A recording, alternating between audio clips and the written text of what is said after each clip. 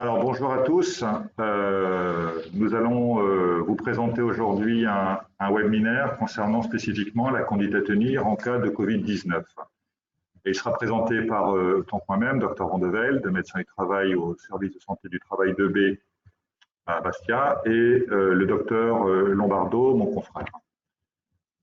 Avant même de débuter le sujet, n'hésitez pas à poser des questions sur la plateforme sans attendre la fin de l'exposé.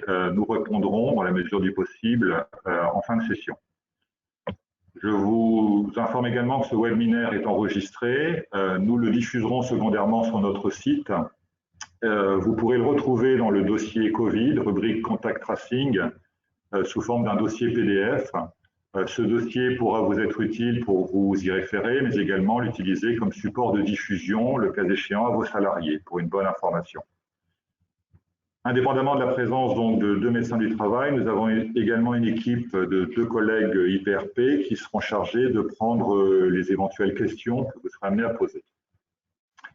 Donc, concernant la thématique conduite à tenir en cas de Covid-19, le sujet est abordé aujourd'hui, d'abord parce qu'il y a l'actualité, tout le monde reprend le travail, les écoliers également, mais également du fait de l'épidémiologie de la pathologie actuellement en Corse. Sur le graphique qui est ici représenté, vous voyez 2 choses. Les colonnes en gris sont le nombre de tests positifs et la courbe en pointillé rouge illustre le taux de positivité pour le SARS-CoV-2, donc l'agent du Covid-19. Vous constatez que la courbe en rouge présente une évolution à la hausse, à savoir on constate une augmentation du nombre de cas, ça ce sont les colonnes en grisé. La dernière colonne qui se présente fait référence à la semaine 34, c'est-à-dire située après le 15 août. Vous constaterez également une augmentation du taux de positivité des tests qui est matérialisée par la courbe rouge. Ces 2 éléments montrent donc une augmentation de la circulation du virus dans notre région. Il y a donc pertinence, bien évidemment, à aborder aujourd'hui le sujet. Un petit rappel sur les moyens de lutte. Il se décline en 3 items. La prévention, qui a déjà fait l'objet d'un webinaire précédemment. Elle s'articule bien évidemment sur l'organisation du travail, sur l'application stricte des gestes barrières, et bien évidemment, c'est d'actualité, le port régulier, enfin le port strict là aussi, du masque de protection. L'autre moyen de lutte, c'est la gestion des cas suspects ou avérés, et troisièmement, l'identification des cas contacts. Donc ce webinaire va s'articuler sur 5 points. Les 2 premiers points, la conduite à tenir en cas de signe clinique de Covid survenant en entreprise. La conduite à tenir en cas de cas avéré va être développée par le Dr Lombardo. Je reprendrai ensuite la parole concernant le contact tracing, le rôle de l'entreprise dans le contact tracing et en dernier, un point sur les différents tests. Alors, on ne définira pas tous les tests existants, mais les 2 thématiques principales de tests que vous pourrez rencontrer si d'aventure vous aviez des cas dans votre entreprise. Voilà. Je laisse la place à mon confrère, le docteur Lombardo.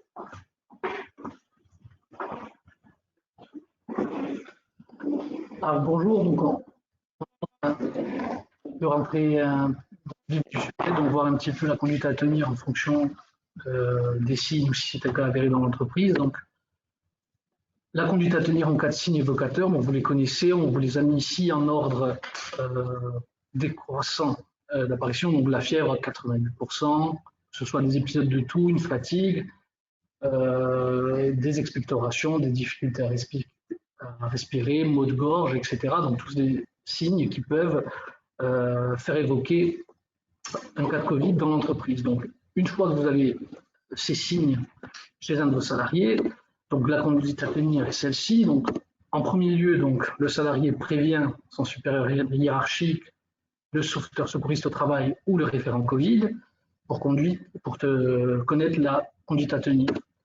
Donc, en premier lieu, on isole le salarié afin d'éviter tous les contacts avec les collègues ou avec les potentiels clients qui sont dans l'entreprise. Et ensuite, on protège le salarié et l'intervenant, c'est-à-dire avec un port de masque, etc. Donc, vous l'isolez, de tous les contacts et on protège également l'intervenant. Suite à ça, on fait une première évaluation, c'est-à-dire qu'on recherche les signes de gravité qui sont ou une altération de la conscience, de la confusion, une difficulté respiratoire, alors techniquement, médicalement, c'est une respiration supérieure à 24, une saturation en oxygène inférieure à 90% et une tension artérielle qui est diminuée. En cas de doute, de toute façon, vous composez le 15 et ils vous donneront la marche à suivre. S'il n'y a pas ces signes de gravité, donc vous avez isolé et protégé le salarié et l'intervenant, s'il n'y a pas de signes de gravité, ce qu'il faut faire, c'est organiser le retour au domicile du salarié. Bien sûr, en le protégeant, il porte un masque, il peut prendre son véhicule personnel s'il est en état de conduire, on ne prend pas les transports en commun, la famille également peut venir le chercher si jamais il n'a pas de véhicule, etc., tout en protégeant la famille, etc. Une fois qu'il est rentré au domicile, il contacte son médecin traitant. En fonction de l'examen clinique, s'il y a des suspicions de Covid, un test RT-PCR est prescrit. Bien évidemment, si c'est une angine ou un autre diagnostic, il n'y aura pas de RT-PCR. Et en attendant, donc, si on suspecte le Covid, la RT-PCR est prescrite. Et à ce moment-là, le salarié est placé en isolement et en arrêt de travail en attente des résultats. Donc votre salarié est rentré chez lui, il a son test prévu, il est isolé. Que doit faire l'entreprise? D'abord, entre-temps, c'est de nettoyer et désinfecter les locaux. Alors la procédure, c'est celle-ci, donc on ferme les locaux dans lesquels le salarié a travaillé, dans le bureau, etc. On le ferme durant 3 heures. Une fois que ces 3 heures sont passées, on va procéder au nettoyage. Donc pour cela, il faut protéger bien évidemment le personnel de nettoyage avec une blouse à usage unique, des gants, des masques, et on nettoie par la suite les sols avec un détergent classique.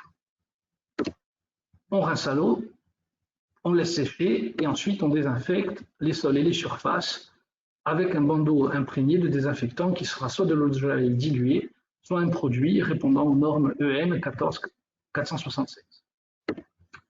Vous aérez les locaux vers l'extérieur, par exemple dans un bureau, la porte resterait fermée, ce sont les fenêtres qui sont ouvertes. On aère vers l'extérieur. Aussi, tous les déchets qui seront produits, que ce soit issus du nettoyage, les blouses, les gants, les masques, etc., ils suivent la filière d'élimination classique. Et il n'y a pas lieu d'avoir plus de précautions à prendre. Aussi, un point important, donc quand le nettoyage est fait, la désinfection, pas de balai, pas d'aspirateur. Pourquoi? Pour ne pas mettre en suspension en fait, les éventuelles particules. Donc, voilà pour cette procédure. Donc, en attendant les résultats, donc, là, vous avez désinfecté le local, le salarié symptomatique est mis en arrêt. En attendant ces résultats de RT-PCR, il n'y a pas lieu d'isoler ou de mettre en arrêt les éventuelles personnes qu'il aurait pu infecter au sein du travail. On attend le résultat de la RT-PCR. Une fois que vous avez le résultat, donc soit il est négatif, donc soit il est positif et donc on est dans le cadre d'un cas avéré. À ce moment-là, donc on maintient l'isolement jusqu'à guérison et non contagiosité. Autre particularité, parfois, mais ça c'est vu au niveau médical, on peut avoir une personne qui a des signes cliniques et d'imagerie évocateurs de Covid. On fait la RT-PCR, elle est négative, mais on considère quand même qu'il est infecté. Donc dans ces deux cas, RT-PCR positif ou une forte suspicion, on maintient l'isolement jusqu'à guérison et non contagiosité. Et c'est dans ces deux cas donc, que le contact tracing est déclenché. Donc, le contact tracing sert à identifier les cas contacts à risque de contamination. Une question qu'on avait eue, les contacts à risque ne sont pas des salariés vulnérables. Il faut faire la distinction entre les deux. Vous pouvez être contact à risque même si vous êtes totalement sain. Donc, une fois que vous avez eu le résultat de positivité des RT-PCR, donc on considère que c'est un cas de Covid, qui est considéré dans l'entreprise comme cas contact. Donc la définition, c'est que toute personne qui, en l'absence de mesures de protection efficaces, c'est-à-dire qui n'a pas porté de masque, n'a pas eu de porteur de protection avec un hygiaphone, etc., a partagé le même lieu de vie que le cas confirmé ou probable, et ou a eu un contact direct avec un cas, en face à face à moins d'un mètre, lors d'une conversation, etc., ou qui a partagé un espace confiné pendant plus de 15 minutes avec un cas, ou resté en face à face lors d'épisodes de tout éternuement, ou alors une personne qui a prodigué ou reçu des actes d'hygiène ou de soins par le cas, et ou étant élève ou enseignant de la même classe scolaire. Donc là, plusieurs conditions à ça. Donc il faut respecter une de ces conditions, ne pas avoir eu de mesures de protection efficaces et que ce contact ait eu lieu dans les 48 heures précédant l'apparition de symptômes du cas initial. Un exemple, si moi, aujourd'hui, j'ai des signes évocateurs de Covid et que je suis testé positif, aujourd'hui et vendredi, on remontera donc dans les 48 heures précédentes pour rechercher les personnes contacts. Il y a une autre subtilité, parce que là, on a parlé de cas symptomatiques. L'autre subtilité, c'est que si un de vos salariés fait un dépistage alors qu'il est asymptomatique, pour X ou X raison, là, le contact tracing remontera 7 jours auparavant, pour la simple et bonne raison qu'on n'arrive pas à dater le jour de contamination. Parce que quelqu'un est symptomatique vendredi, on sait que la pathologie a commencé aujourd'hui et qu'il est potentiellement contaminant 48 heures avant. Si c'est une personne asymptomatique, on ne peut pas connaître la date de début de la pathologie, donc on remonte 7 jours avant. On en reparlera tout à l'heure. Donc, les contacts à risque, doivent respecter ces définitions-là. Donc, que deviennent les contacts à risque de contamination? Ils sont isolés au minimum 14 jours. On organise un test RT-PCR, on leur délivre un masque et ils sont placés en arrêt de travail, pas en congé, etc., mais ils sont placés en arrêt de travail si le télétravail n'est pas impossible. Et est impossible, pardon. Donc, cet arrêt de travail sera délivré soit par la CPAM, le médecin traitant, ça c'est les acteurs du contact tracing, on le verra tout à l'heure, ou le médecin de travail, le cas échéant. Donc, un des points importants, c'est que tous ceux qui seront considérés cas contact seront isolés 14 jours, même si le résultat de leur RT-PCR est négatif. Et quand bien même ils seront symptomatiques. D'où l'importance, justement, pour des raisons sanitaires et même économiques pour l'entreprise, c'est que si on ne respecte pas les mesures, si on est considéré cas contact, quoi qu'il en soit, on aura minimum 14 jours d'arrêt de travail. Après, donc, quand seront testés les cas contacts à risque? Ils sont testés en moyenne 7 jours après le dernier contact du cas initial, s'ils n'ont pas de symptômes. Donc, si par exemple je suis considéré cas contact aujourd'hui, ça sera dans une semaine, je serai isolé, et dans une semaine, je serai testé. Si je suis asymptomatique, évidemment, si demain, après-demain, je développe des symptômes, je serai testé un petit peu plus rapidement. Voilà à peu près pour l'articulation les conséquences des cas zéro, on dirait des cas initiaux et des cas contacts à risque. On va maintenant, je vais laisser la place au docteur Mandel qui va maintenant vous parler de l'articulation du procédé de contact tracing avec les différents acteurs, etc.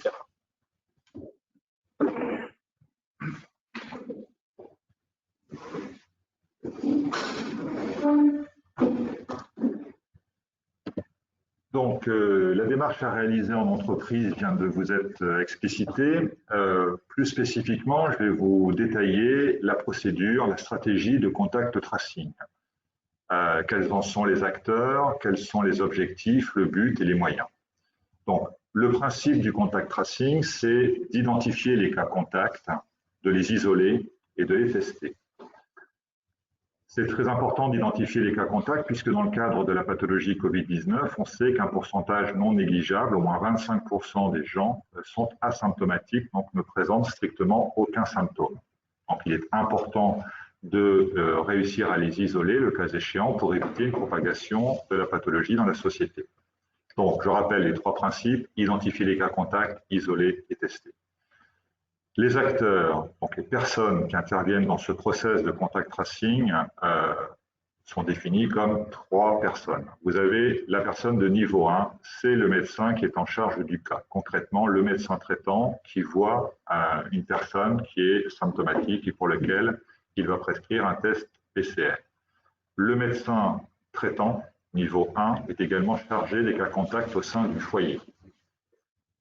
Le niveau 2, c'est la caisse primaire d'assurance maladie qui, à travers une plateforme, va identifier les cas contacts à risque. Donc, les cas contacts à risque viennent de vous être expliqués.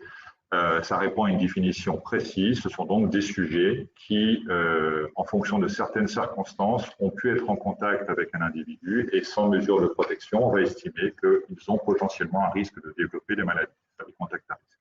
Donc ça, c'est le niveau 2, c'est la caisse primaire d'assurance maladie. Et le niveau 3, c'est l'agence régionale de santé qui va intervenir plus spécifiquement pour identifier les cas au sein d'une collectivité, notamment à partir de 3 dans le cas des clusters. La question, c'est comment sont identifiés les cas.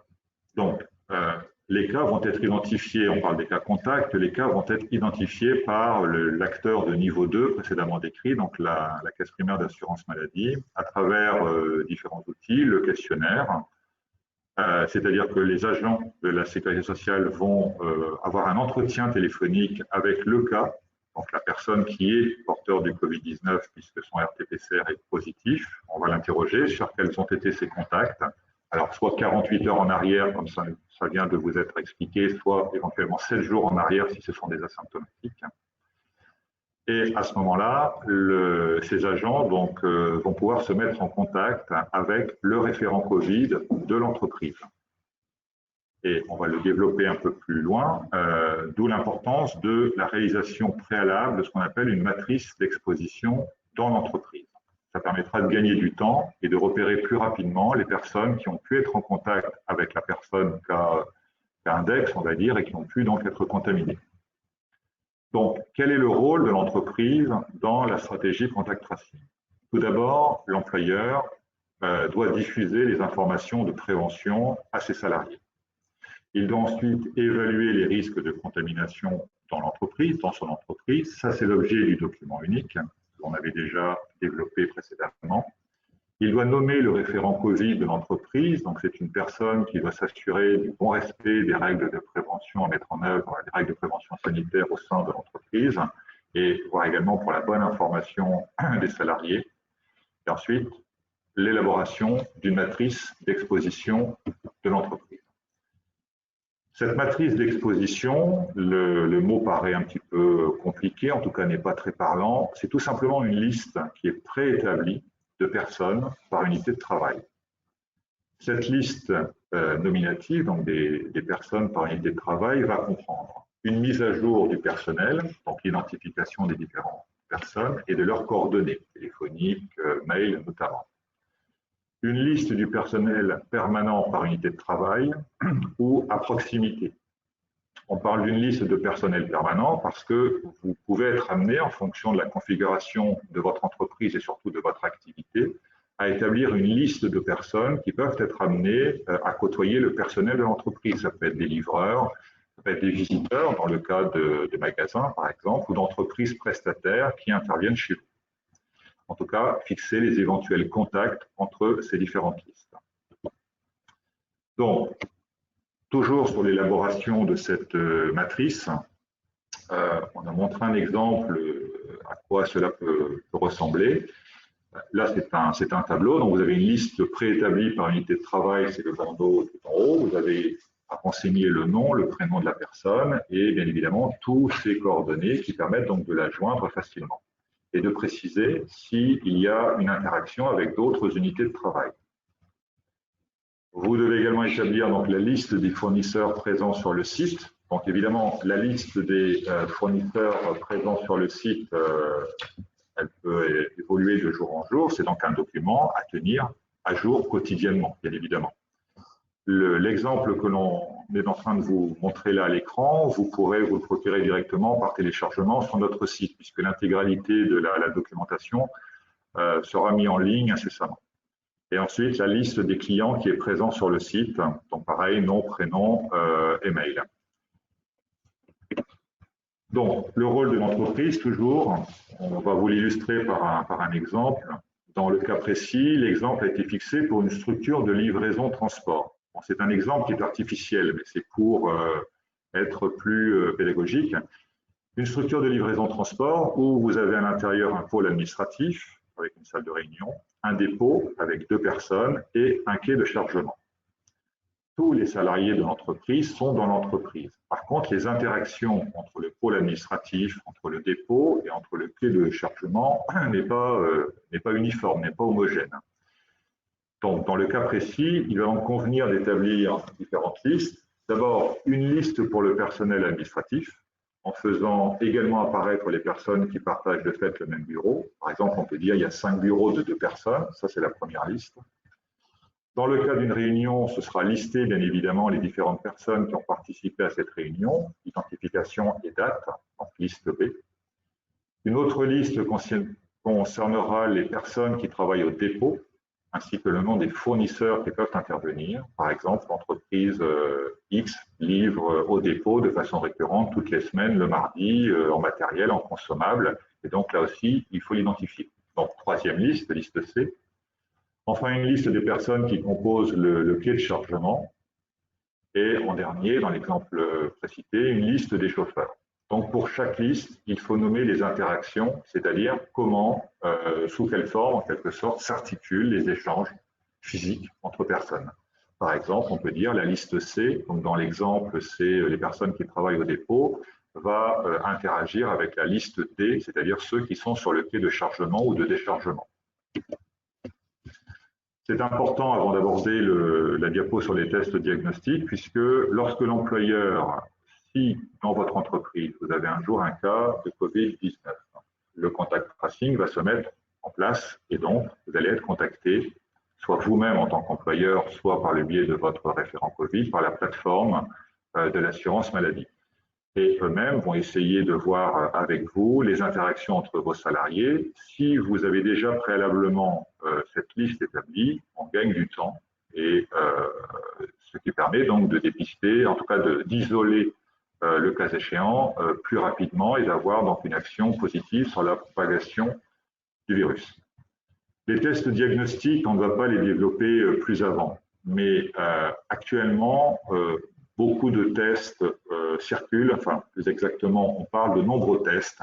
Il faut garder à l'esprit qu'actuellement, le test de référence, celui dont on parle un peu partout, c'est le test virologique, le test d'IRT-PCR par écouvillonnage qui recherche la présence du virus. Donc en cas de positivité, ça signe la présence du virus et ce test n'est positif en cas d'infection, grosso modo, que durant la première semaine. On parle également, et c'est monté en puissance durant l'été, des tests sérologiques. Il y en a de plusieurs types. Pour l'instant, et à notre connaissance, celui qui est listé dans les documents, celui pour lequel il existe des indications, c'est le test sérologique qui est réalisé sur une prise de sang, qui est donc fait dans un laboratoire de biologie médicale. Il a maintenant des indications qu'il faut donc respecter. Les autres tests, notamment les tests dont vous avez pu entendre parler, les autotests, les tests rapides d'orientation diagnostique, l'évocation de tests salivaires pour dépister l'ARN, les choses sont en train de bouger, mais on n'a pas de documents stabilisés. Autrement dit, pour l'instant, quand on parle de tests, c'est ou virologique RT-PCR ou test sérologique dans le cadre de celui qui est réalisé au laboratoire de biologie médicale. Alors, puis du dépistage en entreprise, la problématique est récurrente et qui monte en charge depuis quelques semaines. Actuellement, il y a des indications à faire du dépistage, soit dans le cas d'un sujet qui est symptomatique, il présente des symptômes et bien évidemment il va être testé, soit dans le cadre de sujets qui sont asymptomatiques, c'est-à-dire des cas contacts, pour lesquels là aussi un dépistage va être entrepris. En dehors de ces deux indications évidentes, il n'est pas recommandé, il n'est même pas du rôle de l'entreprise d'organiser de sa propre initiative des campagnes de dépistage. C'est ce qui est noté dans le protocole national de déconfinement qui est paru tout récemment, le 31 août. La troisième voie du dépistage, ce sont des campagnes de dépistage qui peuvent être organisées, mais sous l'égide, on va dire, de l'ARS, donc des autorités de santé. Donc, cette logique de dépistage, tout le monde la comprend bien. Probablement qu'elle va évoluer en termes de, comment pourrait-on dire, en termes de largesse, c'est-à-dire qu'il est probable que dans le futur, des tests de dépistage soient plus massivement réalisés, mais en tout état de cause, il faut qu'ils soient réalisés dans un cadre précis et toujours répondant à un objectif de santé publique clairement clairement précisé. Voilà. Donc là, la présentation est terminée. Notre équipe d'IPRP, excusez-moi, j'avais oublié une diapo.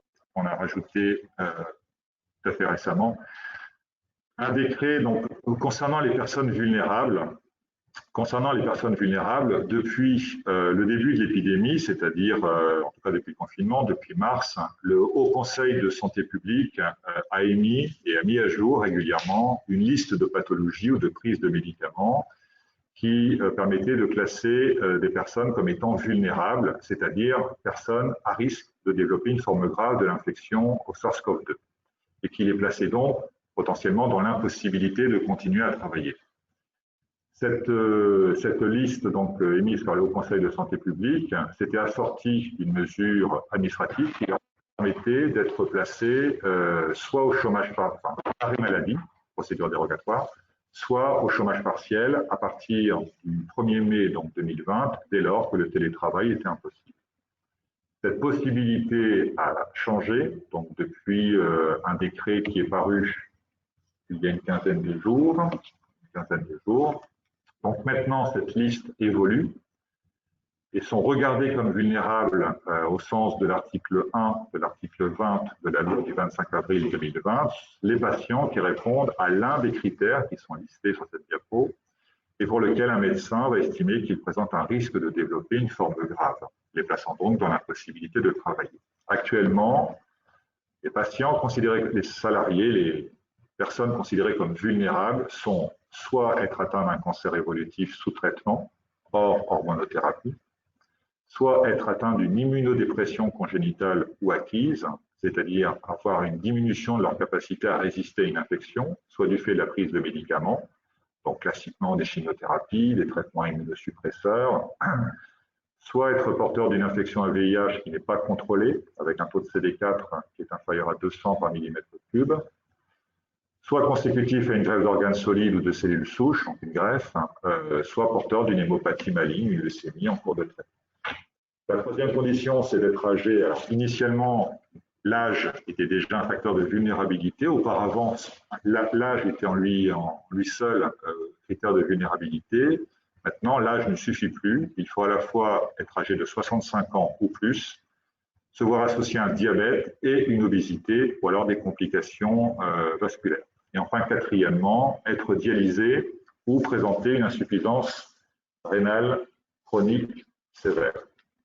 Donc, les patients les salariés, les patients qui ne pourront pas reprendre le travail s'ils sont atteints d'une des pathologies listées, pourront donc, comme à l'accoutumée, bénéficier de mesures de chômage partiel. Par contre, l'ancienne possibilité qui était offerte aux gens qui avaient d'autres pathologies listées sur le Haut Conseil de santé publique ne pourront plus se voir délivrer une mesure de chômage partiel. Voilà, merci de votre attention et on va passer donc à l'échange avec les éventuelles questions qui peuvent nous être remontées. Donc,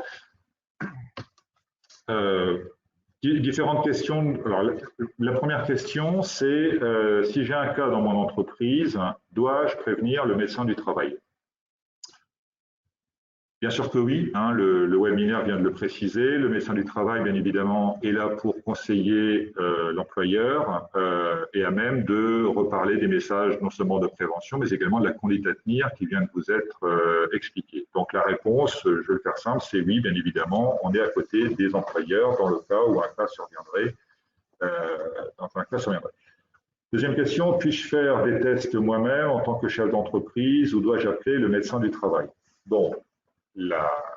La réponse de mon point de vue est encore simple actuellement, elle risque peut-être d'évoluer, mais en tout cas, toute initiative locale, même si on comprend bien le bien fondé, n'a pas de raison d'être actuellement, c'est clairement précisé sur le protocole national de déconfinement. Encore une fois, la logique des tests, c'est vous êtes symptomatique ou vous n'êtes pas symptomatique dans le cas des cas contacts, ou alors des campagnes de dépistage qui sont cadrées, notamment, pour l'instant surtout, par l'ARS. Donc, il n'est pas conseillé, bien évidemment, de lancer des campagnes de dépistage en dehors des indications actuellement connues. Il se peut que dans le futur, ça évolue, mais en l'état actuel, au moment où je vous parle, la définition est celle que je viens de vous donner. La liste des personnes à risque a-t-elle changé? Donc oui, on vient d'en parler juste à l'instant. Enfin, plus exactement, je vais être précis, de notre point de vue, la liste des personnes à risque n'a pas changé. Le Haut Conseil de santé publique a émis une liste de personnes dites vulnérables. Cette liste n'a pas été amendée. Ce qui a changé, c'est la possibilité offerte par les pouvoirs publics de placer seuls maintenant certains sujets vulnérables, en tout cas pour permettre à certains sujets vulnérables de bénéficier de mesures de chômage partiel. Mais la liste en tant que telle, médicalement, si c'est ça la question, médicalement, la liste des personnes à risque n'a pas changé. Ce qui a changé, c'est la faculté d'être placé en chômage partiel si le télétravail n'est pas possible pour une certaine catégorie de personnes. L'exemple qui était cité dans la question, c'est ai-je vraiment moins de risques en étant obèse, mais moins de 65 ans? Alors, la notion de risque, est toujours subjective. Je veux dire par là, on avait en plein Covid, en plein confinement, on avait travaillé à plusieurs médecins du service pour essayer de formaliser une conduite à tenir, plus exactement une réponse sensée que l'on pourrait apporter lorsque le déconfinement surviendrait aux salariés qui étaient vulnérables lors de la reprise de travail. La vulnérabilité, effectivement, l'état de santé de l'individu, c'est un des éléments qui permet d'évaluer, on va dire, le risque. Mais il n'y a pas que ça. Il y a aussi dans quelle région vous vivez, est-ce que vous êtes dans une région où le virus circule activement ou est-ce que c'est une région où le virus est peu présent? Quels sont vos modes de déplacement pour vous rendre au travail? Est-ce que vous prenez votre propre véhicule ou est-ce que vous devez prendre le métro, la RATP, etc. Enfin, croiser 150 personnes avant d'arriver sur votre lieu de travail. Il est évident que la réponse que l'on peut apporter aux salariés va dépendre de tous ces critères. Bon. Après, il n'appartient pas aux médecins du travail de forcer les gens à reprendre le travail ou leur interdire de reprendre le travail s'il n'y a pas derrière des justificatifs, en tout cas une explication rationnelle, médicale, scientifique. Donc, si une personne a moins de, dans l'exemple cité, est-ce que vous avez moins de risques en étant obèse, mais moins de 65 ans? Je suis en difficulté pour vous répondre clairement sur cette question. Tout ce que je peux vous dire, c'est que les personnes de moins de 65 ans qui sont obèses, donc l'obésité sur le Haut Conseil de santé publique, c'est quand vous avez un indice de masse corporelle qui est supérieur à 30. Le risque existe, le mesurer est très compliqué. Ce qu'il y a de factuel actuellement, c'est que les conditions actuelles pour les salariés vulnérables de reprendre le travail ne sont plus les mêmes que celles qui est observées au mois de mars ou d'avril ou de mai. Maintenant, on dispose de masques. Le gros changement par rapport à mars, au mois de mars, c'est le fait que les masques sont largement diffusés dans la population. Les conseils de prévention ont été largement diffusés. Les entreprises ont également modifié leur mode d'organisation qui permet notamment maintenant de réintroduire le télétravail.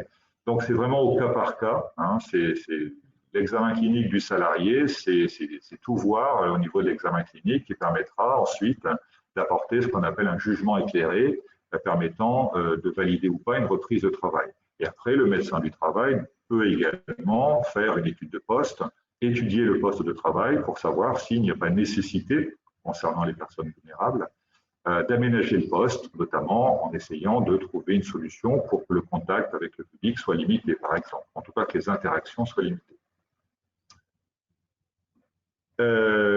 Donc, quatrième question, l'entreprise doit-elle fermer s'il y a eu un cas dans l'entreprise?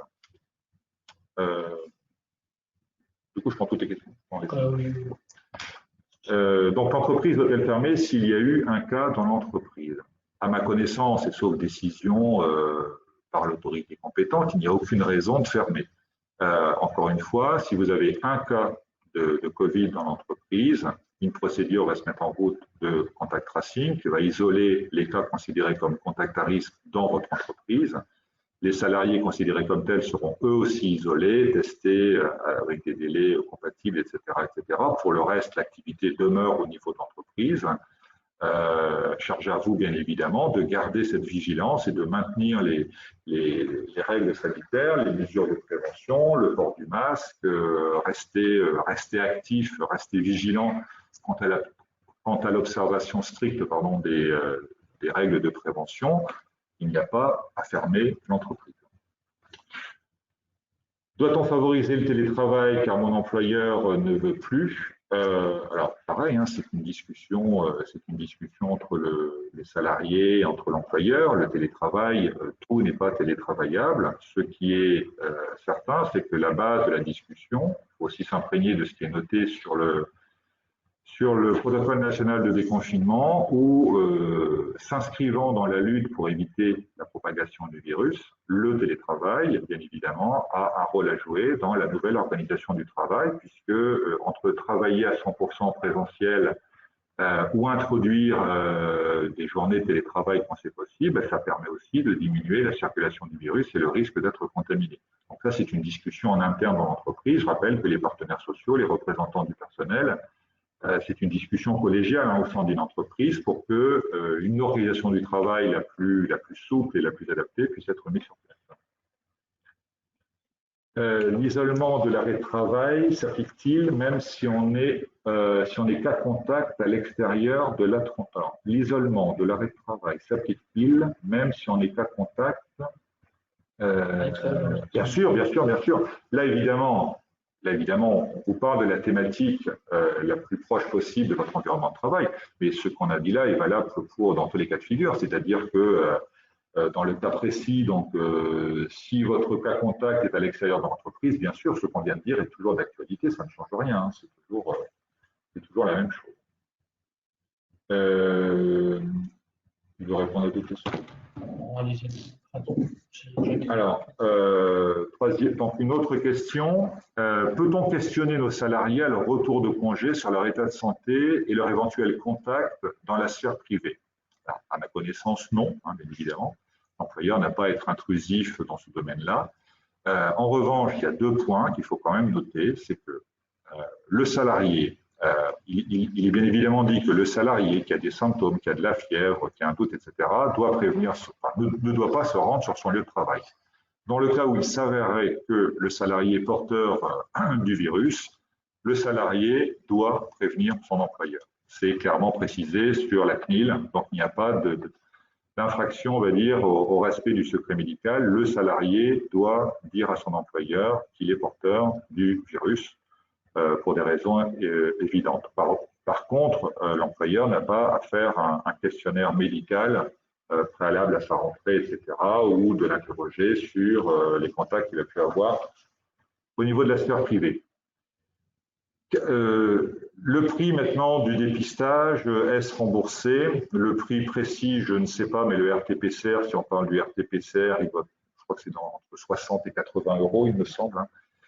Et c'est bien évidemment remboursé par la sécurité sociale. Actuellement, d'ailleurs, il n'est même plus nécessaire d'avoir une prescription médicale pour réaliser un RT-PCR. Après, le prix des autres tests, hein, les tests sérologiques ou les autres tests actuellement sur le marché, ça je ne connais pas. Mais le coût d'un RT-PCR, c'est entre 60 et 80 euros. Et bon, là, on vient d'y répondre, du coup. C'est l'intérêt. Voilà. Le prix ne rentre pas dans l'équation. Encore une fois, Dr Lombardo a raison. Le dépistage en soi, c'est surtout pourquoi fait-on le dépistage, dans quelle situation, dans quel contexte, parce qu'encore une fois, la logique intellectuelle du dépistage, ce n'est pas de s'arrêter au dépistage, c'est aussi repérer une personne qui est Covid+, ok, mais c'est aussi tracer les cas contacts, eux-mêmes les dépister, puisque le virus circule et que les gens asymptomatiques peuvent, sans le savoir, être eux-mêmes transmetteurs de la pathologie.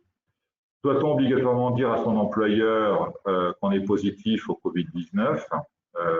Obligatoirement, en tout cas, c'est plus que vivement conseillé, puisque la CNIL dit bien que c'est le message, c'est le message. Il n'y a aucune raison logique à ne pas le dire à l'employeur. La seule raison qui permettrait à un salarié de ne pas le dire, c'est s'il contacte le Covid-19 alors qu'il est placé en télétravail depuis X jours. Donc évidemment, c'est différent. Dans le cas d'un salarié qui exerce en interne dans l'entreprise, c'est quand même la logique que de prévenir son employeur. D'autant que, alors, je ne sais pas concrètement comment ça va se réaliser, mais en cas de contact de l'employeur par la plateforme Contact Tracing, forcément, l'employeur va être informé, évidemment. Voilà. Bon, je laisse la place au docteur Lombardo pour les autres questions.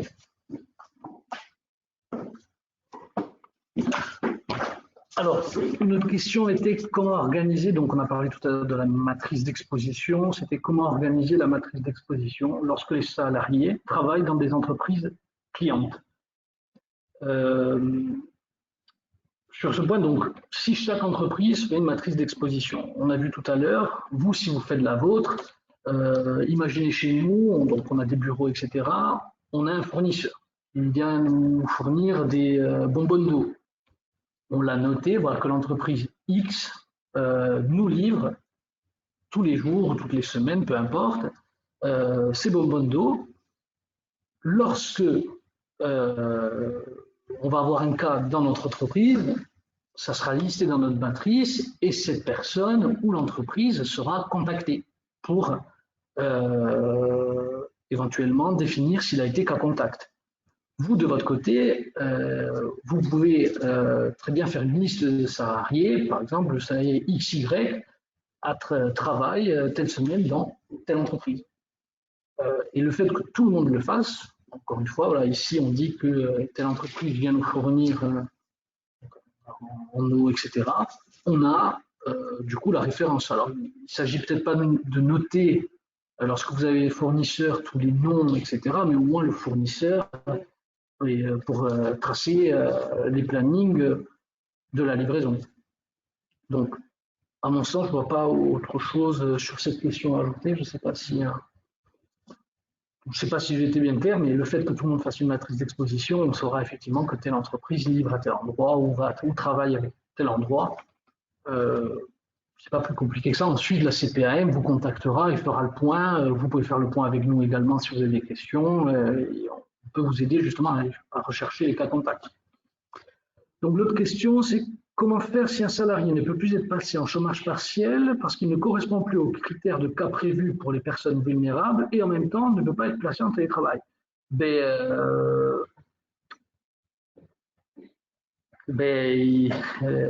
En gros, il ne peut pas bénéficier de chômage partiel, ni d'arrêt de travail, puisqu'il n'est pas symptomatique, etc.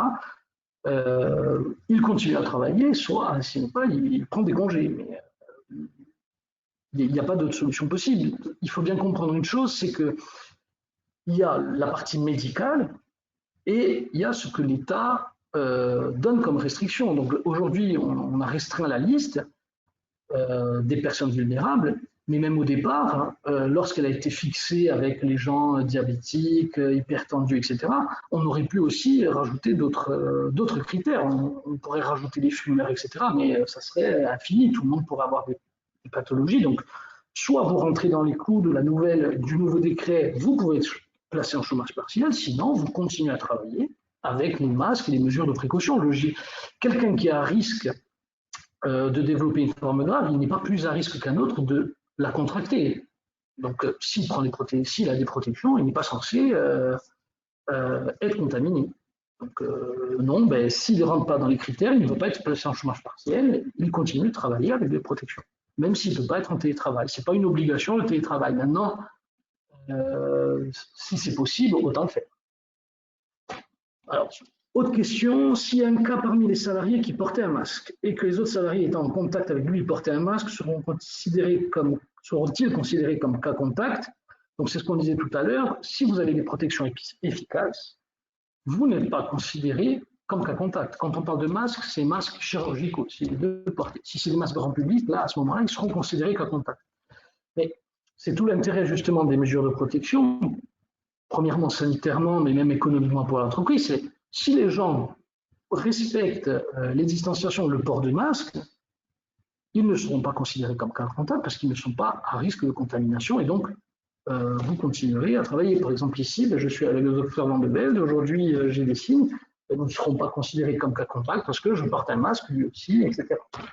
Donc ça, Non, je pense qu'il n'y a pas d'autres questions. Je ne sais pas si j'ai été clair sur cette réponse ou s'il y a quelque chose à ajouter. Donc, je vous remercie.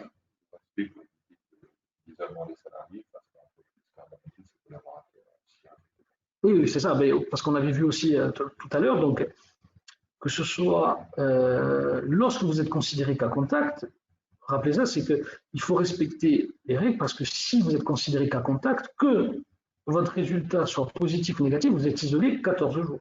Donc pour l'entreprise, il est important donc de respecter les règles, d'une organisation de travail qui permette d'éviter les contacts. Alors on peut parler aussi des équipes fixes, peut-être éviter les brassages entre les différentes équipes. Si vous avez, je ne sais pas, dans un chantier de BTP, 2 équipes de 4 personnes, peut-être les garder fixes pour éviter que si un cas arrive dans un groupe, l'autre ne soit pas considéré comme cas contact. On limite également, en termes d'organisation de travail, les risques de contamination.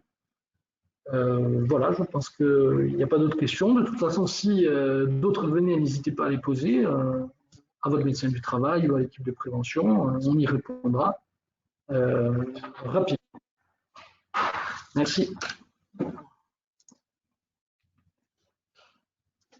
Je quitte tout là. Je peux tout quitter? Alors, oui, tu peux arrêter le webinaire, tu peux te déconnecter.